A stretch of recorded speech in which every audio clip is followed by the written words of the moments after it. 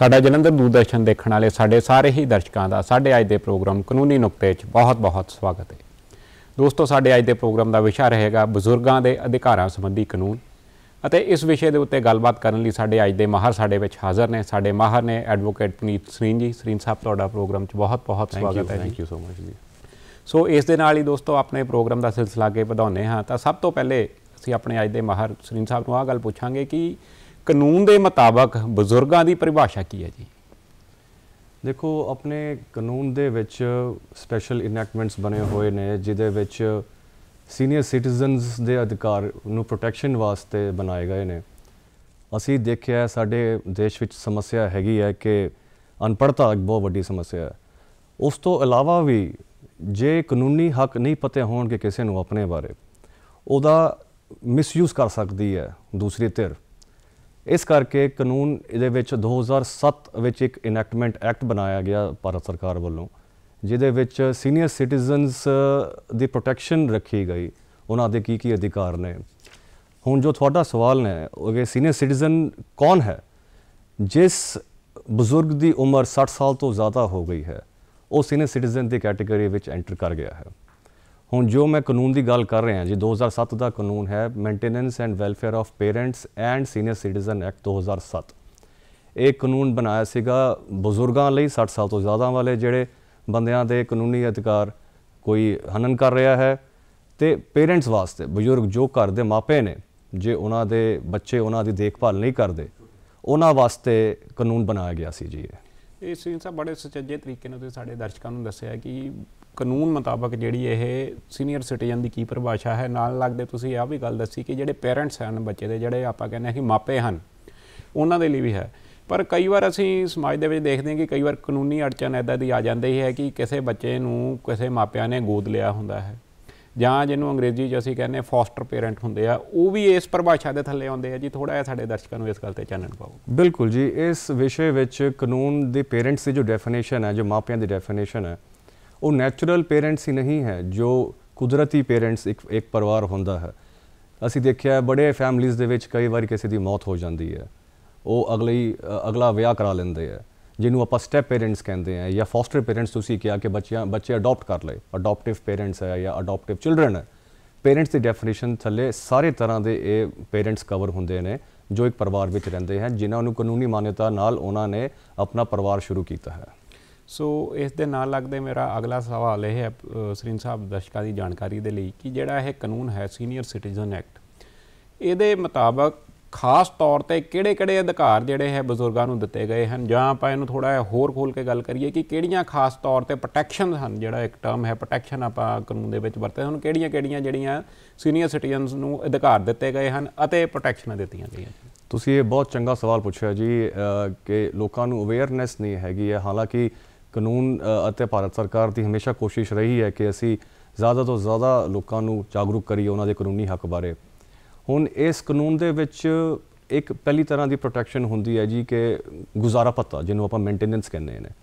जो बच्चे अपने मापिਆਂ का गुजारा भत्ता नहीं भरते, उन्हों का ख्याल नहीं रखते, उन्होंने एक आम जीवनी नूं जिद्दां जीण वास्ते सानू जरूरतां हन वो पूरियां नहीं करते, उस वास्ते एक्ट स्पैशल बनया सीगा कि मेंटेनेंस गुजारा भत्ता देना जरूरी है।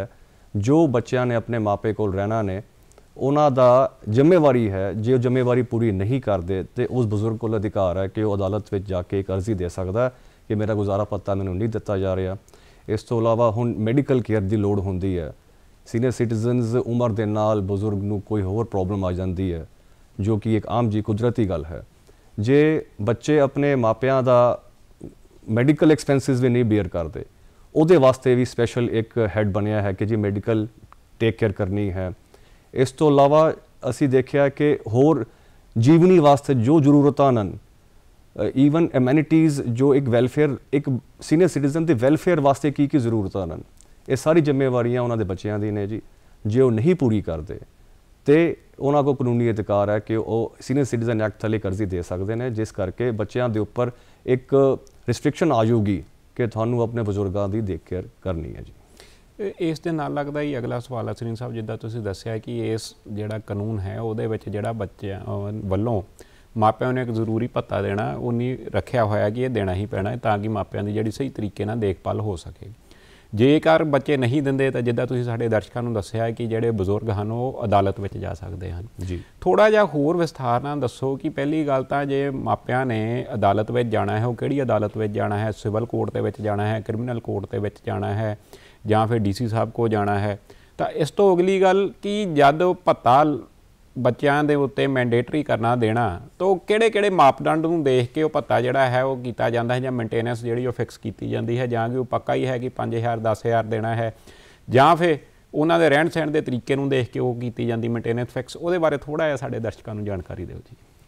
ਇਹਦੇ ਵਿੱਚ ਅਸੀਂ ਸਭ ਜਾਣਦੇ ਨੇ ਕਿ ਭਾਰਤ ਦੇ ਵਿੱਚ ਕਿੰਨੇ ਜ਼ਿਆਦਾ ਮੁਕੱਦਮੇ ਨੇ, ਅਸੀਂ ਅਦਾਲਤਾਂ ਵਿੱਚ ਰਸ਼ ਬਹੁਤ ਦੇਖਿਆ ਹੈ। ਇਹ ਸਭ ਚੀਜ਼ਾਂ ਬਾਰੇ ਸਰਕਾਰ ਵੀ ਜਾਗਰੂਕ ਸੀ, ਇਸ ਕਰਕੇ ਉਹਨਾਂ ਨੇ ਸਹੂਲਤ ਦੇਣ ਵਾਸਤੇ ਸੀਨੀਅਰ ਸਿਟੀਜ਼ਨ ਐਕਟ ਦੀ ਜਿਹੜੀ ਜੁਰਿਸਡਿਕਸ਼ਨ ਹੈ ਕਿ ਮੁਕੱਦਮਾ ਕਿੱਥੇ ਦਾਇਰ ਹੋਣਾ ਹੈ ਉਹ ਉਹਨਾਂ ਨੇ ਰੱਖਿਆ ਹੈ ਜੀ ਸਬ ਡਿਵੀਜ਼ਨਲ ਮੈਜਿਸਟ੍ਰੇਟ ਦੀ ਅਦਾਲਤ ਦੇ ਵਿੱਚ। ਟ੍ਰਾਈਬਿਊਨਲਸ ਬਣੇ ਹੋਏ ਨੇ ਜੋ ਪ੍ਰਿਸਾਈਡ ਓਵਰ ਹੁੰਦਾ ਹੈ SDM, ਅਸੀਂ ਆਮ ਤੌਰ ਤੇ ਗੱਲ ਕਰਦੇ ਜੀ SDM ਸਾਹਿਬ ਦੇ ਕੋਲ ਜਾਣਾ ਨੇ। ਇਸ ਕਾਨੂੰਨ ਦੇ ਅਧਿਕਾਰ ਤੁਹਾਨੂੰ SDM ਸਾਹਿਬ ਦੇ ਕੋਲ ਅਰਜ਼ੀ ਦਾਇਰ ਕਰਨ ਵਾਸਤੇ ਜੁਰਿਸਡਿਕਸ਼ਨ ਬਣਦੀ ਹੈ। ਇਹਦੇ ਵਿੱਚ ਪਿੱਛੇ ਇੱਕ ਹੋਰ ਵੱਡਾ ਕਾਰਨ ਕੀ ਹੈ ਕਿ ਸਿਵਲ ਕੋਰਟ ਦੇ ਵਿੱਚ ਜੇ ਆਪਾਂ ਜਾਂਦੇ ਨੇ ਆਪਾਂ ਦੇਖਿਆ ਕਿ ਉਹਦੇ ਵਿੱਚ ਕਾਨੂੰਨੀ ਦਾਅਪੇਚ ਬਹੁਤ ਹੁੰਦੇ ਆ, ਕਈ ਵਾਰੀ ਮੁਕੱਦਮੇਬਾਜ਼ੀ ਵਿੱਚ ਦੇਰੀ ਹੋ ਜਾਂਦੀ ਹੈ, ਬੜੇ ਸਾਲ ਲੱਗ ਜਾਂਦਾ ਹੈ ਕਿ ਇਹ ਕੇਸ ਖਤਮ ਨਹੀਂ ਹੋ ਰਿਹਾ। SDM ਦੇ ਕੋਲ ਇੱਕ ਪਾਵਰ ਦਿੱਤੀ ਗਈ ਹੈ ਅੰਡਰ ਦੀ ਸੀਨੀਅਰ ਸਿਟੀਜ਼ਨ ਐਕਟ ਜੋ ਟ੍ਰਾਈਬਿਊਨਲ ਹੈ, ਜੋ ਸਮਰੀ ਟ੍ਰਾਇਲ ਹੈ ਜਿਹਦੇ ਵਿੱਚ ਜ਼ਿਆਦਾ ਕਾਨੂੰਨ ਦੀਆਂ ਟੈਕਨੀਕੈਲਿਟੀਜ਼ ਦੇ ਵਿੱਚ ਨਹੀਂ ਜਾਂਦੇ। ਉਹ ਉਹਨਾਂ ਦੇ ਮਾਪਦੰਡ ਬੜੇ ਸਿੱਧੇ ਨੇ ਕਿ ਕਿਆ ਸੀਨੀਅਰ ਸਿਟੀਜ਼ਨ ਬੰਦਾ ਹੈ 60 ਸਾਲ ਤੋਂ ਉੱਪਰ ਹੈ ਕਿ ਨਹੀਂ ਹੈ, ਕਿਆ ਉਹ ਪੇਰੈਂਟ ਹੈ ਕਿ ਨਹੀਂ ਹੈ, ਤੇ ਦੂਸਰੀ ਪਾਰਟੀ ਨੂੰ ਪੁੱਛਿਆ ਜਾਂਦਾ ਹੈ ਤੁਸੀਂ ਮੌਕਾ ਤੁਸੀਂ ਬੋਲੋ ਜੀ ਤੁਸੀਂ ਕਿਉਂ ਗੁਜ਼ਾਰਾ ਭੱਤਾ ਨਹੀਂ ਦਿੰਦੇ ਹੋ। ਹੁਣ ਉਹਦੇ ਵਿੱਚ ਉਹਨਾਂ ਕੋਲ ਕੋਈ ਜਵਾਬ ਹੀ ਨਹੀਂ ਗੁਜ਼ਾਰਾ ਭੱਤਾ ਕਿਉਂ ਨਹੀਂ ਦਿੰਦੇ, ਨਾ ਹੀ ਉਹ ਇਹ ਕਹਿ ਸਕਦੇ ਕਿ ਮੇਰੇ ਮਾਪੇ ਨਹੀਂ ਹੈਗੇ, ਨਾ ਹੀ ਉਹ ਇਹ ਕਹਿ ਸਕਦੇ ਆ ਕਿ ਮੈਂ ਇਹਨਾਂ ਨੂੰ ਮੇਨਟੇਨੈਂਸ ਨਹੀਂ ਦੇਣਾ ਚਾਹੁੰਦਾ। ਇਹਦੇ ਵਿੱਚ ਕੋਈ ਪ੍ਰੋਟੈਕਸ਼ਨ ਕੋਈ ਡਿਫੈਂਸ ਨਹੀਂ ਹੈਗਾ ਹੈ ਇੱਕ ਬੱਚਿਆਂ ਲਈ ਕਿ ਅਸੀਂ ਆਪਣੇ ਮਾਪਿਆਂ ਨੂੰ ਗੁਜ਼ਾਰਾ ਕਿਉਂ ਨਹੀਂ ਦੇਣਾ ਚਾਹੁੰਦੇ। ਗੁਜ਼ਾਰਾ ਭੱਤਾ ਜਿਹੜਾ ਹੈ ਉਹ ਜ਼ਰੂਰੀ ਹੈ। ਹੁਣ ਜਦੋਂ ਉਹ ਬੱਚੇ ਸਨ ਉਹਨਾਂ ਦਾ ਸਾਰਾ ਦੇਖ ਰੇਖ ਉਹਨਾਂ ਦੇ ਮਾਪਿਆਂ ਨੇ ਕੀਤਾ। ਜਦੋਂ ਮਾਪਿਆਂ ਦੀ ਜ਼ਿੰਮੇਵਾਰੀ ਮੁੱਕ ਗਈ ਹੈ ਇਸ ਤੋਂ ਬਾਅਦ ਜ਼ਿੰਮੇਵਾਰੀ ਬਣਦੀ ਬੱਚਿਆਂ ਦੀ ਆਪਣੇ ਮਾਪਿਆਂ ਦੀ ਦੇਖਭਾਲ ਕਰਨਾ। ਜੇ ਤਾਂ ਕੋਈ ਹੋਰ ਕਾਰਨ ਹੋਵੇ ਕਿ ਬੱਚਾ ਕਿਸੇ ਕਾਰਨਵਸ਼ ਜੋ ਉਹਦੇ ਹੱਕ ਜੋ ਉਹਦੇ ਬਸ ਤੋਂ ਬਾਹਰ ਹੈ ਕਿ ਉਹ ਨਹੀਂ ਗੁਜ਼ਾਰਾ ਭੱਤਾ ਦੇ ਸਕਦਾ, ਹੈਂਡੀਕੈਪਡ ਹੈ ਜਾਂ ਕੋਈ ਹੋਰ ਮੈਡੀਕਲ ਕੰਪਲਿਕੇਸ਼ਨਸ ਨੇ, ਅਦਰਵਾਈਜ਼ ਇਹ ਇੱਕ ਮੈਂਡੇਟਰੀ ਹੈ ਕਿ ਬੱਚਿਆਂ ਨੇ ਆਪਣੇ ਮਾਂ-ਬਾਪ ਦਾ ਗੁਜ਼ਾਰਾ ਭੱਤਾ ਦੇਣਾ ਹੀ ਦੇਣਾ ਹੈ ਜੀ। ਠੀਕ ਹੈ ਜੀ। ਇਹ ਥੋੜ੍ਹਾ ਜਿਹਾ ਹੋਰ ਵਿਸਤਾਰ ਨਾਲ ਦੱਸੋ ਕਿ ਜਦ ਕੋਈ ਬਜ਼ੁਰਗ SDM ਸਾਹਿਬ ਦੇ ਪੇਸ਼ ਹੋ ਕੇ ਅਰਜ਼ੀ ਦਿੰਦਾ ਹੈ ਕਿ ਮੈਨੂੰ ਗੁਜ਼ਾਰੇ ਭੱਤੇ ਦੀ ਲੋੜ ਹੈ ਤਾਂ SDM ਸਾਹਿਬ ਕਿਹੜੀਆਂ ਗੱਲਾਂ ਨੂੰ ਮੁੱਖ ਰੱਖਦੇ ਹੋਏ ਉਹ ਗੁਜ਼ਾਰੇ ਭੱਤੇ ਦੀ ਕੀਮਤ ਤੈਅ ਕਰਦੇ ਕਿ ਮਤਲਬ ਕਿ 5,000 ਹੋਣਾ ਚਾਹੀਦਾ, 10,000 ਹੋਣਾ ਚਾਹੀਦਾ, ਕਿ ਕੋਈ ਇੱਕ ਇਹ ਫਿਕਸਡ ਜਿਹੜਾ ਇੱਕ ਕੋਈ ਪ੍ਰੋਸੀਜਰ ਹੈ ਜਾਂ ਕਿ ਉਹਨਾਂ ਦੇ ਬਜ਼ੁਰਗਾਂ ਦੇ ਰਹਿਣ ਸਹਿਣ ਨੂੰ ਜਾਂ ਖਰਚੇ ਪਾਣੀ ਨੂੰ ਦੇਖ ਕੇ ਜਿਹਨੂੰ ਆਪਾਂ ਕਹਿੰਦੇ ਲਿਵਿੰਗ ਸਟੈਂਡਰਡ ਨੂੰ ਦੇਖ ਕੇ ਇਹ ਜਿਹੜਾ ਫਿਕਸ ਕੀਤਾ ਜਾਂਦਾ ਜੀ ਭੱਤਾ? ਇਹਦੇ ਵਿੱਚ ਸਭ ਤੋਂ ਪਹਿਲਾਂ ਤਾਂ ਜ਼ਰੂਰੀ ਚੀਜ਼ SDM ਸਾਹਿਬ ਕੀ ਦੇਖਦੇ ਨੇ, ਕੋਰਟ ਕੀ ਦੇਖਦੀ ਹੈ ਕਿ ਕੀ ਤਕਲੀਫਾਂ ਨੇ ਬਜ਼ੁਰਗ ਨੂੰ। ਹੁਣ ਕਿਸੇ ਬਜ਼ੁਰਗ ਨੂੰ ਕੋਈ ਮੈਡੀਕਲ ਪ੍ਰੋਬਲਮ ਨਹੀਂ ਹੈ ਤੇ ਉਹਨੂੰ ਦਵਾ ਦਾਰੂ ਦੀ ਜ਼ਰੂਰਤ ਨਹੀਂ ਹੈ, ਕਿਸੇ ਨੂੰ ਕੋਈ ਸਪੈਸ਼ਲ ਹੋਰ ਆਪਰੇਸ਼ਨ ਕਰਾਉਣਾ ਪੈਂਦਾ ਹੈ, ਕਿਸੇ ਨੂੰ ਕੋਈ ਤਕਲੀਫ ਨਹੀਂ ਹੈ ਆਪਰੇਸ਼ਨ ਦੀ, ਕਿਸੇ ਨੂੰ ਸਿਰਫ ਰੋਟੀ ਪਾਣੀ ਗੁਜ਼ਾਰਾ ਹੀ ਚਾਹੀਦਾ ਹੈ। ਇਹਦੇ ਵਿੱਚ ਕੋਈ ਇੱਕ ਸਟ੍ਰਿਕਟ ਸਟੈਂਡਰਡ ਨਹੀਂ ਹੈਗਾ। ਹਰ ਇੱਕ ਕੇਸ ਦੀ ਇੱਕ ਆਪਣੇ ਫੈਕਟਸ ਹੁੰਦੇ ਨੇ, ਆਪਣੇ ਰਿਕੁਆਇਰਮੈਂਟਸ ਹੁੰਦੇ ਨੇ। ਹੁਣ ਅਸੀਂ ਇੱਕ ਸਟ੍ਰੇਟ ਜੈਕਟ ਫਾਰਮੂਲਾ ਥੱਲੇ ਇਹਨੂੰ ਫਿੱਟ ਨਹੀਂ ਕਰ ਸਕਦੇ ਜੀ ਕਿ ਇਹੀ ਖਰਚਾ ਮਿਲਦਾ ਹੈ ਜਾਂ ਨਹੀਂ ਮਿਲਦਾ ਹੈ। ਹਰ ਇੱਕ ਕੇਸ ਦੀ ਆਪਣੀ ਰਿਕੁਆਇਰਮੈਂਟ ਹੈ। ਕੋਈ ਬਜ਼ੁਰਗ ਦੀ ਰਿਕੁਆਇਰਮੈਂਟ 5,000 ਮਹੀਨਾ ਹੋਊਗੀ ਤੇ ਕੁਛ ਦੀ 10,000 ਮਹੀਨਾ ਹੋਊਗੀ ਤੇ ਉਹ ਕੇਸ ਟੂ ਕੇਸ ਡਿਪੈਂਡ ਕਰਦਾ ਜੀ। ਠੀਕ ਹੈ ਜੀ। ਸਰੀਨ ਸਾਹਿਬ ਬਹੁਤ ਵਾਰੀ ਅਸੀਂ ਸਮਾਜ ਦੇ ਵਿੱਚ ਇਹ ਗੱਲ ਦੇਖਦੇ ਹਾਂ ਕਿ ਜਿਹੜੇ ਕਈ ਬਜ਼ੁਰਗ ਮਾਪੇ ਹੁੰਦੇ ਉਹਨਾਂ ਦੇ ਹਾਲਾਤ ਇਹੋ ਜਿਹੇ ਬਣ ਜਾਂਦੇ ਆ ਕਿ ਉਹਨਾਂ ਨੂੰ ਉਹਨਾਂ ਦੇ ਬੱਚੇ ਜਿਹੜੇ ਆ ਘਰੋਂ ਬਾਹਰ ਕੱਢ ਦਿੰਦੇ ਆ। ਇਹੋ ਜਿਹੇ ਹਾਲਾਤਾਂ ਦੇ ਵਿੱਚ ਇਸ ਸੂਰਤ ਦੇ ਵਿੱਚ ਜਿਹੜੇ ਬਜ਼ੁਰਗ ਮਾਪੇ ਹਨ ਇਹਨਾਂ ਕੋਲ ਕੀ ਹੱਕ ਹਨ ਜਾਂ ਕਿੱਥੇ ਜਾ ਕੇ ਆਪਣੀ ਇਹ ਪੈਰਵੀ ਕਰ ਸਕਦੇ ਨੇ? ਇਸ ਕਾਨੂੰਨ ਦੇ ਅੰਦਰ ਅਦਾਲਤ ਬੜੀ ਸਖਤੀ ਨਾਲ ਪੇਸ਼ ਆਉਂਦੀ ਹੈ ਜੀ ਬੱਚਿਆਂ ਦੇ ਨਾਲ ਜੋ ਬੱਚੇ ਆਪਣੇ ਮਾਪਿਆਂ ਦਾ ਖਿਆਲ ਨਹੀਂ ਰੱਖਦੇ ਨੇ। ਹੁਣ ਸਮੱਸਿਆ ਇਹ ਹੈ ਤੁਹਾਡੇ ਪ੍ਰੋਗਰਾਮ ਰਾਹੀਂ ਇਹੀ ਬਹੁਤ ਜ਼ਰੂਰੀ ਸੀ ਇਨਫੋਰਮੇਸ਼ਨ ਦੇਣੀ ਚਾਹੀਦੀ ਹੈ ਪਬਲਿਕ ਨੂੰ। ਸਰਕਾਰ ਵੀ ਬਹੁਤ ਕੋਸ਼ਿਸ਼ ਕਰਦੀ ਹੈ ਕਿ ਅਵੇਅਰਨੈਸ, ਲੋਕਾਂ ਨੂੰ ਅਵੇਅਰਨੈਸ ਹੀ ਨਹੀਂ ਹੈ, ਬਜ਼ੁਰਗਾਂ ਨੂੰ ਅਵੇਅਰਨੈਸ ਹੀ ਨਹੀਂ ਹੈ ਕਿ ਉਹਨਾਂ ਦੇ ਕਾਨੂੰਨੀ ਹੱਕ ਕੀ ਹਨ। ਹੁਣ ਜਿਹੜੇ ਬੱਚੇ ਆਪਣੇ ਮਾਪਿਆਂ ਨੂੰ ਘਰੋਂ ਬਾਹਰ ਕੱਢ ਦਿੰਦੇ ਨੇ, ਇਸ ਵਿਸ਼ੇ ਵਿੱਚ ਇੱਕ ਹੋਰ ਗੱਲ ਜੁੜਦੀ ਹੈ ਕਿ ਅਸੀਂ ਦੇਖਿਆ ਕਿ ਕੁਝ ਬੱਚੇ ਆਪਣੇ ਮਾਪਿਆਂ 'ਤੇ ਜ਼ਬਰਦਸਤੀ ਪ੍ਰੈਸ਼ਰ ਦਬਾਅ ਪਾਉਂਦੇ ਨੇ ਕਿ ਤੁਸੀਂ ਆਪਣੀ ਜਾਇਦਾਦ ਸਾਡੇ ਨਾਮ 'ਤੇ ਟਰਾਂਸਫਰ ਕਰ ਦਿਓ। ਉਸ ਤੋਂ ਪਹਿਲਾਂ ਉਹਨਾਂ ਦੀ ਸੇਵਾ ਭਾਵਾਂ ਦਾ ਕੋਸ਼ਿਸ਼ ਕਰਦੇ ਰਹਿੰਦੇ ਨੇ ਦਿਖਾਉਣ ਵਾਸਤੇ ਕਿ ਦੇਖੋ ਜੀ ਅਸੀਂ ਤੁਹਾਨੂੰ ਕਿੰਨਾ ਪਿਆਰ ਕਰਦੇ, ਤੁਹਾਡੀ ਸੇਵਾ ਕਰਦੇ ਹਾਂ, ਤੁਹਾਡੇ ਦਵਾ ਦਾਰੂ ਦਾ ਖਿਆਲ ਰੱਖਦੇ ਹਾਂ। ਜਦੋਂ ਹੀ ਮਾਪੇ ਆਪਣੀ ਜਾਇਦਾਦ ਆਪਣੇ ਔਲਾਦ ਦੇ ਨਾਂ 'ਤੇ ਟਰਾਂਸਫਰ ਕਰ ਦਿੰਦੇ ਨੇ, ਬਹੁਤ ਵਾਰੀ ਦੇਖਿਆ ਗਿਆ ਮੁਕੱਦਮਿਆਂ ਦੇ ਵਿੱਚ ਕਿ ਉਹ ਬੱਚੇ ਆਪਣੇ ਮਾਪਿਆਂ ਨੂੰ ਘਰੋਂ ਬਾਹਰ ਕੱਢ ਦਿੰਦੇ ਨੇ। ਉਹਨਾਂ ਨੂੰ ਕਹਿੰਦੇ ਜੀ ਹੁਣ ਤੁਹਾਡਾ ਮਤਲਬ ਸਾਡੇ ਨਾਲ ਖਤਮ ਹੋ ਗਿਆ, ਸਾਨੂੰ ਤੁਹਾਡਾ ਮਤਲਬ ਸੀਗਾ ਜਾਇਦਾਦ ਦਾ ਸਾਡੇ ਨਾਂ 'ਤੇ ਆ ਗਈ ਹੈ, ਹੁਣ ਤੁਸੀਂ ਘਰੋਂ ਬਾਹਰ ਚਲੇ ਜਾਓ। ਇਸ ਵਿਸ਼ੇ ਵਿੱਚ ਇਸ ਕਾਨੂੰਨ ਦੇ ਵਿੱਚ ਇੱਕ ਸਪੈਸ਼ਲ ਧਾਰਾ ਬਣੀ ਹੋਈ ਹੈ ਜਿਹਦੇ ਵਿੱਚ ਕਲੀਅਰ ਕੀਤਾ ਗਿਆ ਕਿ ਜੇ ਕਿਸੇ ਸੀਨੀਅਰ ਸਿਟੀਜ਼ਨ, ਕਿਸੇ ਬਜ਼ੁਰਗ ਨੇ ਕੋਈ ਜਾਇਦਾਦ ਆਪਣੀ ਟਰਾਂਸਫਰ ਕੀਤੀ ਹੈ ਆਪਣੇ ਬੱਚੇ ਦੇ ਨਾਂ 'ਤੇ, ਉਸ ਤੋਂ ਬਾਅਦ ਬੱਚਾ ਉਹਨੂੰ ਘਰੋਂ ਬਾਹਰ ਕੱਢ ਦੇਵੇ, ਉਹੀ ਹੈ ਕਿ ਐਸਡੀਐਮ ਸਾਹਿਬ ਕੋਲ ਇੱਕ ਅਰਜ਼ੀ ਜਾਣੀ ਹੈ। ਦਫਾ 23 ਹੈਗੀ ਜੀ ਇਸ ਕਾਨੂੰਨ ਥੱਲੇ, ਜਿਹਦੇ ਵਿੱਚ ਬੜਾ ਕਲੀਅਰਲੀ ਲਿਖਿਆ ਗਿਆ ਕਿ ਉਹ ਜਿਹੜੀ ਟਰਾਂਸਫਰ ਹੋਈ ਹੈ, ਜਿਹੜੀ ਰਜਿਸਟਰੀ ਕੀਤੀ, ਜਿਹਨੂੰ ਆਪਾਂ ਆਮ ਤੌਰ 'ਤੇ ਰਜਿਸਟਰੀ ਵਰਡ ਯੂਜ਼ ਕਰਦੇ ਨੇ, ਉਹ ਰਜਿਸਟਰੀ ਕੈਂਸਲ ਸਮਝੀ ਜਾਊਗੀ। ਤੇ ਹੋਰ ਚੰਗੀ ਗੱਲ ਕੀ ਇਸ ਕਾਨੂੰਨ ਦੇ ਵਿੱਚ ਕਿ ਇਹਦੇ ਵਿੱਚ ਲਿਖਿਆ ਗਿਆ ਹੈ ਕਿ ਇਸ ਮੁਕੱਦਮੇ ਦਾ ਸਮਰੀ ਟਰਾਇਲ, ਜਿਹਦੇ ਵਿੱਚ ਜ਼ਿਆਦਾ ਕਾਨੂੰਨੀ ਦਾਅ ਪੇਚ ਨਹੀਂ ਹੈ, ਗਵਾਹੀਆਂ ਵੀ ਜ਼ਿਆਦਾ ਨਹੀਂ ਹੁੰਦੀਆਂ, ਇਨਕੁਆਇਰੀ ਛੋਟੀ ਜਿਹੀ ਹੁੰਦੀ ਹੈ, ਉਹ 90 ਦਿਨ ਤੋਂ 120 ਦਿਨ ਦੇ ਵਿੱਚ ਐਕਟ 'ਚ ਲਿਖਿਆ ਹੋਇਆ ਕਿ ਉਹਦਾ ਫੈਸਲਾ ਕਰਨਾ ਹੈ। ਉਹਦੇ ਨਾਲ ਕੀ ਹੈ ਕਿ ਜੇ ਕੋਈ ਬੱਚੇ ਨੇ ਆਪਣੇ ਮਾਪਿਆਂ ਨੂੰ ਘਰੋਂ ਬਾਹਰ ਕੱਢ ਦਿੱਤਾ ਪ੍ਰਾਪਰਟੀ ਟਰਾਂਸਫਰ ਕਰਾਉਣ ਤੋਂ ਬਾਅਦ, ਉਹ ਬਜ਼ੁਰਗ ਐਸਡੀਐਮ ਸਾਹਿਬ ਕੋਲ ਜਾਵੇ, ਅਰਜ਼ੀ ਦੇਵੇ, ਗੁਜ਼ਾਰਾ ਪੱਤਾ ਵੀ ਮੰਗੇ, ਆਪਣੀ ਜਿਹੜੀ ਪ੍ਰਾਪਰਟੀ ਟਰਾਂਸਫਰ ਕੀਤੀ ਹੈ ਉਹ ਕੈਂਸਲੇਸ਼ਨ ਵਾਸਤੇ ਅਰਜ਼ੀ ਪਾਵੇ, ਉਹ ਵੋਇਡ ਐਬ ਇਨੀਸ਼ੀਓ ਡਾਕੂਮੈਂਟ ਹੋ ਜਾਂਦਾ, ਜਿਹਦਾ ਮਤਲਬ ਹੈ ਕਿ ਇਹ ਸ਼ੁਰੂ ਤੋਂ ਹੀ ਫਰਾਡ ਕਰਕੇ ਇੱਕ ਬੱਚੇ ਨੇ ਆਪਣੇ ਮਾਪਿਆਂ ਨੂੰ ਝੂਠ ਕਹਿ ਕੇ, ਡਰਾਮਾ ਕਰਕੇ ਕਿ ਮੈਂ ਤੁਹਾਨੂੰ ਪਿਆਰ ਕਰਦਾ, ਤੁਹਾਡੀ ਸੇਵਾ ਕਰੂੰਗਾ, ਝੂਠੇ ਵਾਅਦੇ ਕਰਕੇ ਉਹ ਫਿਰ ਸੇਲ ਡੀਡ ਜਿਹੜੀ ਹੈ, ਟਰਾਂਸਫਰ ਡੀਡ ਹੈ, ਉਹ ਕੈਂਸਲ ਹੋ ਜਾਂਦੀ ਹੈ, ਉਹ ਵਾਪਸ ਬਜ਼ੁਰਗ ਨੂੰ ਮਿਲ ਜਾਂਦੀ ਹੈ। ਇਹ ਸਲੀਮ ਸਾਹਿਬ ਕਈ ਵਾਰ ਅਸੀਂ ਦੇਖਦੇ ਹਾਂ ਕਿ ਕਈ ਬਜ਼ੁਰਗ ਮਾਪੇ ਇੱਦਾਂ ਦੇ ਹੁੰਦੇ ਹਨ ਕਿ ਉਹਨਾਂ ਦੇ ਆਪਣੇ ਨਾਮ ਦੇ ਉੱਤੇ ਕੋਈ ਜਾਇਦਾਦ ਨਹੀਂ ਹੁੰਦੀ, ਗਾਂ ਬੱਚੇ ਹੀ ਉਹਨਾਂ ਦੇ ਪੜ੍ਹ ਲਿਖ ਜਾਂਦੇ ਹਨ, ਪੜ੍ਹ ਲਿਖ ਕੇ ਆਪਣੀ ਇੱਕ ਜਾਇਦਾਦ ਬਣਾਉਂਦੇ ਹਨ, ਪਰ ਕਈ ਵਾਰ ਉਹ ਘਰ ਵਿੱਚ ਉਹਨਾਂ ਨੂੰ ਆਪਣੇ ਨਹੀਂ ਰੱਖਦੇ। ਉਹਦੇ ਵਿੱਚ ਕੀ ਇਹੋ ਜਿਹੇ ਹਾਲਾਤਾਂ ਦੇ ਵਿੱਚ ਬਜ਼ੁਰਗਾਂ ਕੋਲ ਹੱਕ ਹੈ ਕਿ ਅਦਾਲਤ ਦੇ ਰਾਹੀਂ ਆਪਣਾ ਜਿਹੜਾ ਕੋਈ, ਜਿੱਦਾਂ ਅਸੀਂ ਕਹਿੰਦੇ ਪ੍ਰੋਟੈਕਸ਼ਨ ਆਰਡਰ ਹੁੰਦਾ, ਉੱਦਾਂ ਦਾ ਕੋਈ ਆਰਡਰ ਲੈ ਸਕਣ ਕਿ ਉਹਨਾਂ ਨੂੰ ਇੱਕ ਆਪਣਾ ਕਮਰਾ ਆਪਣੇ ਬੱਚਿਆਂ ਦੇ ਘਰ ਦੇ ਵਿੱਚ ਰਹਿਣ ਨੂੰ ਮਿਲ ਜਾਵੇ? ਬਿਲਕੁਲ ਜੀ, ਇਸ ਐਕਟ ਥੱਲੇ ਬੜੇ ਸਾਰੇ ਹੈਡਸ ਨੇ, ਜਿੱਦਾਂ ਅਸੀਂ ਪਹਿਲਾਂ ਮੋਨੀਟਰੀ ਡਿਸਕਸ ਕੀਤਾ, ਗੁਜ਼ਾਰਾ ਪੱਤਾ ਡਿਸਕਸ ਕੀਤਾ, ਉਸ ਰਾਹੀਂ ਪ੍ਰੋਟੈਕਸ਼ਨ ਆਰਡਰ ਰਹਿਣ ਵਾਸਤੇ ਵੀ ਹੈ ਅਤੇ ਉਸ ਤੋਂ ਇਲਾਵਾ ਮੈਡੀਕਲ ਵਾਸਤੇ ਵੀ ਹੈ। ਜੇ ਕਿਸੇ ਬਜ਼ੁਰਗ ਨੂੰ ਘਰੋਂ ਬਾਹਰ ਕੱਢ ਦਿੱਤਾ ਗਿਆ ਹੈ, ਉਹ ਐਸਡੀਐਮ ਸਾਹਿਬ ਕੋਲ ਅਰਜ਼ੀ ਦੇਊਗਾ ਕਿ ਜੀ ਇਹ ਮੇਰਾ ਘਰ ਹੈ, ਮੈਨੂੰ ਇੱਥੇ ਰਹਿਣਾ ਹੈ, ਮੈਨੂੰ ਇਹਨੇ ਘਰੋਂ ਬਾਹਰ ਕੱਢ ਦਿੱਤਾ ਹੈ, ਉਹ ਵਾਪਸ ਉਹਨਾਂ ਨੂੰ ਉਹ ਬੇਸਿਕਲੀ ਪ੍ਰੋਟੈਕਸ਼ਨ, ਹਰ ਤਰ੍ਹਾਂ ਦੀ ਪ੍ਰੋਟੈਕਸ਼ਨ ਇੱਕ ਸੀਨੀਅਰ ਸਿਟੀਜ਼ਨ ਨੂੰ ਕੀ ਜ਼ਰੂਰਤਾਂ ਨੇ, ਉਹ ਐਕਟ ਵਿੱਚ ਬੜਾ ਕਲੀਅਰਲੀ ਲਿਖਿਆ ਗਿਆ ਕਿ ਜੇ ਕੋਈ ਹੋਰ ਟੈਕਨੀਕੈਲਿਟੀਜ਼ ਆਉਂਦੀਆਂ ਨੇ, ਕੋਈ ਹੋਰ ਕਾਨੂੰਨੀ ਨੁਕਸੇ ਆਉਂਦੇ ਨੇ, ਉਹਨਾਂ ਨੂੰ ਦੂਰ ਕਰਨ ਵਾਸਤੇ ਵੀ ਸਟੇਟ ਗਵਰਨਮੈਂਟ ਕੋ ਪਾਵਰ ਹੈਗੀਆਂ ਨੇ ਕਿ ਉਹ ਐਕਟ ਨੂੰ ਅਮੈਂਡ ਕਰ ਸਕਦੇ ਨੇ। ਹੁਣ ਇਹਦੇ ਵਿੱਚ ਸਟੇਟ ਉੱਪਰ ਵੀ ਜ਼ਿੰਮੇਵਾਰੀ ਹੈ, ਸਿਰਫ ਬੱਚਿਆਂ ਉੱਪਰ ਜ਼ਿੰਮੇਵਾਰੀ ਨਹੀਂ ਹੈ। ਅਸੀਂ ਕੁਝ ਦੇਖਿਆ ਹੈ, ਕੁਝ ਮਾਪਿਆਂ ਦੇ ਬੱਚੇ ਨਹੀਂ ਹੁੰਦੇ, ਉਹ ਕਿੱਥੇ ਜਾਣਗੇ? ਜੇ ਉਹ ਘਰੋਂ ਕਿਤੇ ਕਿਸੇ ਕਾਰਨ ਵਰਸ਼ ਕਿਰਾਏ 'ਤੇ ਰਹਿੰਦੇ ਸੀਗੇ, ਨਹੀਂ ਨਾ ਸੀਗਾ ਆਪਣਾ ਘਰ ਮਕਾਨ ਨਹੀਂ ਸੀਗਾ, ਉਹ ਕਿੱਥੇ ਜਾਣਗੇ? ਉਹਨਾਂ ਵਾਸਤੇ ਸਰਕਾਰ ਦੀ ਜ਼ਿੰਮੇਵਾਰੀ ਹੈ, ਜੋ ਐਕਟ 'ਚ ਲਿਖਿਆ ਹੋਇਆ ਹੈ ਕਿ ਓਲਡ ਏਜ ਹੋਮਸ ਬਣਾਉਣੇ ਮੈਂਡੇਟਰੀ ਹੈ ਸਟੇਟ ਗਵਰਨਮੈਂਟ ਦੇ ਉੱਪਰ ਰਿਕੁਆਇਰਮੈਂਟ ਦੇ ਹਿਸਾਬ ਦੇ ਨਾਲ। ਉਸ ਓਲਡ ਏਜ ਹੋਮ ਦੇ ਵਿੱਚ ਉਹਨਾਂ ਦਾ ਮੈਡੀਕਲ ਕੇਅਰ, ਉਹਨਾਂ ਦੀ ਡੇਲੀ ਰਿਕੁਆਇਰਮੈਂਟਸ ਪੂਰੀ ਕਰਨੀ ਆ, ਉਹ ਵੀ ਸਾਰਾ ਖਰਚਾ ਸਰਕਾਰ ਚੁੱਕਦੀ ਹੈ, ਜੋ ਐਕਟ ਵਿੱਚ ਲਿਖਿਆ ਗਿਆ।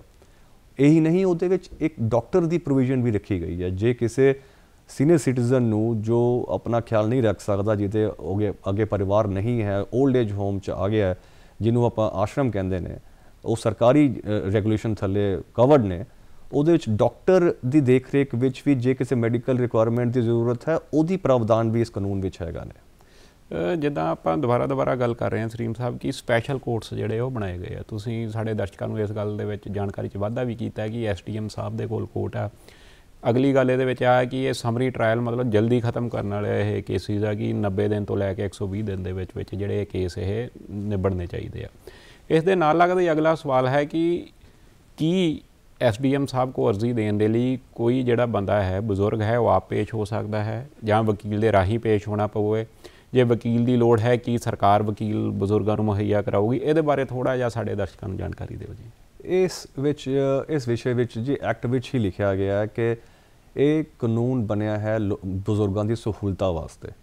ਹੁਣ ਸਹੂਲਤ ਕਿਸ ਤਰ੍ਹਾਂ ਹੈ ਕਿ ਕੋਈ ਵਕੀਲ ਕੋਲ ਜਾ ਸਕਦੇ ਨੇ, ਆਪਣੇ ਵਕੀਲ ਇੰਗੇਜ ਕਰਕੇ ਮੁਕੱਦਮਾ ਕਰ ਸਕਦੇ ਨੇ, ਕੋਈ ਨਹੀਂ ਕਰ ਸਕਦੇ।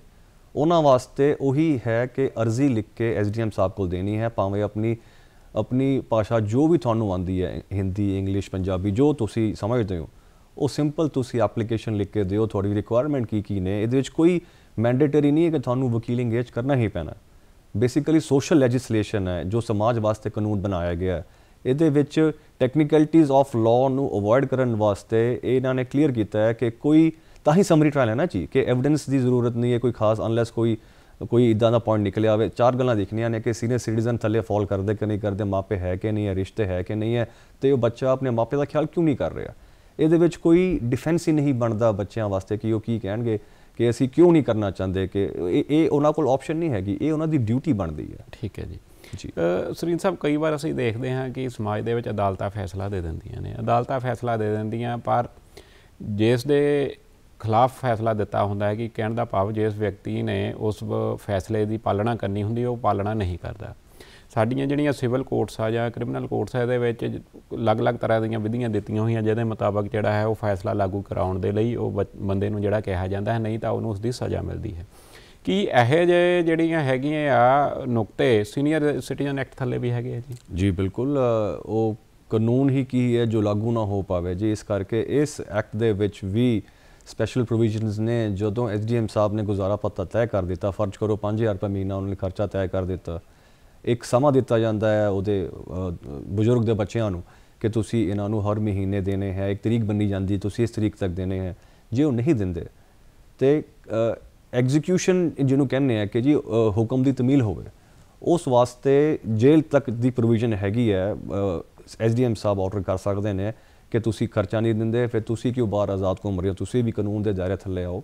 ਇਸ ਕਰਕੇ ਇੱਕ ਤਰ੍ਹਾਂ ਦੀ ਕਹਿ ਲਓ ਕਿ ਇੱਕ ਪਤਾ ਹੈ ਕਿ ਜੀ ਪਨਿਸ਼ਮੈਂਟ ਮਿਲੂਗੀ ਬੱਚਿਆਂ ਨੂੰ ਕਿ ਜੇ ਅਸੀਂ ਆਪਣੇ ਮਾਪਿਆਂ ਦਾ ਖਿਆਲ ਨਹੀਂ ਰੱਖਿਆ ਜਾਂ ਆਪਾਂ ਗੁਜ਼ਾਰਾ ਭੱਤਾ ਉਹਨਾਂ ਨੂੰ ਅਦਾਲਤ ਦੇ ਹੁਕਮਾਂ ਰਾਹੀਂ ਨਹੀਂ ਪਾਲਨ ਕੀਤਾ ਤੇ ਉਹਦੇ ਕੌਨਸੀਕੁਐਂਸਿਸ ਨੇ। ਇਹ ਨਹੀਂ ਕਿ ਉਹ ਆਰਾਮ ਨਾਲ ਆਜ਼ਾਦ ਘੁੰਮ ਸਕਦੇ ਆ। ਥੋੜ੍ਹਾ ਜਿਹਾ ਹੋਰ ਵਿਸਥਾਰ ਨਾਲ ਦੱਸਿਓ ਕਿ ਆਮ ਤੌਰ 'ਤੇ ਅਸੀਂ ਦੇਖਦੇ ਹਾਂ ਕਿ ਜਿਹੜੀ ਐਗਜ਼ੀਕਿਊਸ਼ਨ ਹੁੰਦੀ ਹੈ, ਕਹਿਣ ਦਾ ਭਾਵ ਕਿ ਫੈਸਲੇ ਨੂੰ ਲਾਗੂ ਕਰਾਉਣ ਵਾਲੀ ਜਿਹੜੀ ਐਪਲੀਕੇਸ਼ਨ ਹੈ ਉਹ ਸਿਵਲ ਕੋਰਟਾਂ ਦੇ ਵਿੱਚ ਲੱਗਦੀ ਹੈ। ਇਸ ਐਕਟ ਦੇ ਤਹਿਤ SDM ਸਾਹਿਬ ਕੋਈ ਪਾਵਰ ਹੈ ਜੀ? ਜੀ, ਇਹ ਉਸੇ ਹੀ ਅਦਾਲਤ ਕੋਲ ਜਾਊਗੀ ਜਿਸ ਅਫਸਰ ਨੇ ਫੈਸਲਾ ਕੀਤਾ ਸੀਗਾ, ਉਸੇ ਅਫਸਰ ਦੇ ਕੋਲ ਐਕਸੀਕਿਊਸ਼ਨ ਦੀ ਅਰਜ਼ੀ ਜਾਊਗੀ। ਬਜ਼ੁਰਗ ਨੇ ਜਾ ਕੇ ਆਰਡਰ ਦੀ ਕਾਪੀ ਪੇਸ਼ ਕਰਨੀ ਹੈ ਕਿ ਸਾਨੂੰ ਮੇਰਾ ਆਰਡਰ ਹੋਇਆ ਸੀਗਾ ਜੀ, ਇਹਦੀ ਪਾਲਣਾ ਨਹੀਂ ਕਰ ਰਿਹਾ SDM ਸਾਹਿਬ, ਕਾਨੂੰਨ ਦੇ ਮੁਤਾਬਕ ਕਾਰਵਾਈ ਪਾਊਗੇ ਜੀ ਉਹਦੇ ਉੱਪਰ। ਕਈ ਵਾਰ ਸੁਰਿੰਦਰ ਸਾਹਿਬ ਇੱਦਾਂ ਹੁੰਦਾ ਹੈ ਕਿ ਜੋ ਫੈਸਲਾ ਸਾਡੇ ਹੱਕ ਵਿੱਚ ਆਉਂਦਾ ਹੈ ਕਈ ਵਾਰ ਜਾਂ ਸਾਡੇ ਖਿਲਾਫ ਆਉਂਦਾ ਹੈ, ਸਾਡੀ ਉਸ ਫੈਸਲੇ ਤੋਂ ਤਸੱਲੀ ਨਹੀਂ ਹੁੰਦੀ, ਤਾਂ ਸਾਨੂੰ ਕਾਨੂੰਨ ਦੇ ਵਿੱਚ, ਹਰ ਕਾਨੂੰਨ ਦੇ ਵਿੱਚ ਇੱਕ ਜਿਹੜਾ ਉਸ ਫੈਸਲੇ ਦੀ ਅਪੀਲ ਕਰਨ ਦਾ ਜਿਹੜਾ ਹੈ ਉਹ ਪ੍ਰੋਵੀਜ਼ਨ ਦਿੱਤਾ ਗਿਆ ਹੁੰਦਾ ਹੈ। ਇਸ ਕਾਨੂੰਨ ਥੱਲੇ ਪਹਿਲੀ ਗੱਲ ਤਾਂ ਸਾਡੇ ਦਰਸ਼ਕਾਂ ਨੂੰ ਆਹ ਦੱਸੋ ਕਿ ਅਪੀਲ ਦਾ ਜਿਹੜਾ ਪ੍ਰੋਵੀਜ਼ਨ ਹੈਗਾ, ਜੇ ਹੈਗਾ ਤਾਂ ਕਿੱਥੇ ਹੈਗਾ, ਉਹਦੇ ਬਾਰੇ ਸਾਡੇ ਦਰਸ਼ਕਾਂ ਦੀ ਜਾਣਕਾਰੀ ਥੋੜ੍ਹਾ ਜਿਹਾ ਵਾਧਾ ਕਰੋ ਜੀ। ਇਹਦੇ ਵਿੱਚ ਜੇ SDM ਸਾਹਿਬ ਦੇ ਫੈਸਲੇ ਤੋਂ ਕੋਈ ਵੀ ਧਿਰ ਨਹੀਂ ਸੈਟਿਸਫਾਈਡ ਹੈ, ਕਹਿੰਦੇ ਜੀ ਮੈਂ ਗਰੀਬਡ ਹਾਂ ਕਿ ਮੇਰੇ ਖਿਲਾਫ ਗਲਤ ਫੈਸਲਾ ਕੀਤਾ, ਸੀਨੀਅਰ ਸਿਟੀਜ਼ਨ ਦੇ ਖਿਲਾਫ ਕੀਤਾ ਜਾਂ ਬੱਚਿਆਂ ਦੇ ਖਿਲਾਫ ਕੀਤਾ, ਉਹਦੀ ਅਪੀਲ ਜਾਂਦੀ ਹੈ ਜੀ DC ਸਾਹਿਬ ਦੀ ਅਦਾਲਤ ਦੇ ਵਿੱਚ। ਠੀਕ ਹੈ ਜੀ। ਤੇ ਜੇ DC ਸਾਹਿਬ ਦੀ ਅਦਾਲਤ ਤੋਂ ਬਾਅਦ ਆਪਾਂ ਗੱਲ ਕਰੀਏ, ਉੱਪਰ ਵੀ ਹੋਰ ਕਾਨੂੰਨੀ ਅਧਿਕਾਰ ਨੇ, ਫਿਰ ਮਾਨਯੋਗ ਹਾਈ ਕੋਰਟ ਕੋਲ ਜੁਰਿਸਡਿਕਸ਼ਨ ਹੈ ਜੀ ਇਸ ਮੁਕੱਦਮੇ ਨੂੰ ਡੀਲ ਕਰਨ ਲਈ। ਜਿੱਦਾਂ ਤੁਸੀਂ ਸਾਡੇ ਦਰਸ਼ਕਾਂ ਦੀ ਜਾਣਕਾਰੀ 'ਚ ਵਾਧਾ ਕੀਤਾ ਕਿ ਬਜ਼ੁਰਗਾਂ ਦੇ ਲਈ ਜਿਨ੍ਹਾਂ ਦੇ ਬੱਚੇ ਨਹੀਂ ਹਨ ਜਾਂ ਕਈ ਵਾਰ ਇੱਦਾਂ ਦੇ ਹਾਲਾਤ ਬਣ ਜਾਂਦੇ ਹਨ ਕਿ ਇਕੱਲੇ ਬਜ਼ੁਰਗ ਹੀ ਰਹਿ ਜਾਂਦੇ ਹਨ, ਉਹਨਾਂ ਦੇ ਲਈ ਜਿਹੜੇ ਹੈਗੇ ਆ ਓਲਡ ਏਜ ਹੋਮਸ ਬਣਾਏ ਜਾਂਦੇ ਹਨ। ਥੋੜ੍ਹਾ ਜਿਹਾ ਓਲਡ ਏਜ ਹੋਮ ਬਾਰੇ ਆਪਾਂ ਗੱਲ ਕਰਾਂਗੇ। ਸਾਡੇ ਦਰਸ਼ਕਾਂ ਨੂੰ ਦੱਸੋ ਕਿ ਕੀ ਇੱਕ ਓਲਡ ਏਜ ਹੋਮ ਹਰ ਜ਼ਿਲ੍ਹੇ ਦੇ ਵਿੱਚ ਕਾਨੂੰਨ ਮੁਤਾਬਕ ਜ਼ਰੂਰੀ ਹੈ? ਅਗਲੀ ਗੱਲ ਕਿ ਇਸ ਓਲਡ ਏਜ ਹੋਮ ਦੀ ਜਿਹੜੀ ਦੇਖ ਰੇਖ ਦੇ ਲਈ ਕੋਈ ਸਪੈਸ਼ਲ ਬੋਰਡ ਬਣਦਾ ਹੈ ਜਾਂ ਕੋਈ ਸਪੈਸ਼ਲ ਅਫਸਰ ਹੈ ਜਿਨ੍ਹਾਂ ਨੇ ਇਸ ਦੀ ਦੇਖ ਰੇਖ ਕਰਨੀ ਹੈ, ਜਾਂ ਕਿਸੇ ਬਜ਼ੁਰਗ ਨੇ ਓਲਡ ਏਜ ਹੋਮ ਵਿੱਚ ਜਾਣਾ ਹੈ, ਜਾਂ ਕੋਈ ਵੀ ਵਿਅਕਤੀ ਆ ਸਮਾਜ ਦੇ ਵਿੱਚ ਤੁਰਿਆ ਜਾਂਦਾ ਜਾਂ ਉਹ ਘੁੰਮਦਾ ਫਿਰਦਾ, ਉਹਨੂੰ ਲੱਗਦਾ ਹੈ ਕਿਸੇ ਬਜ਼ੁਰਗ ਨੂੰ ਓਲਡ ਏਜ ਹੋਮ 'ਚ ਭੇਜਣ ਦੀ ਲੋੜ ਹੈ, ਤਾਂ ਕਿੱਥੇ ਆਪਣੀ ਉਸ ਦੀ ਦਰਖਾਸਤ ਦੇ ਸਕਦੇ ਹਨ? ਉਹਦੇ ਬਾਰੇ ਦੱਸੋ ਜੀ ਥੋੜ੍ਹਾ।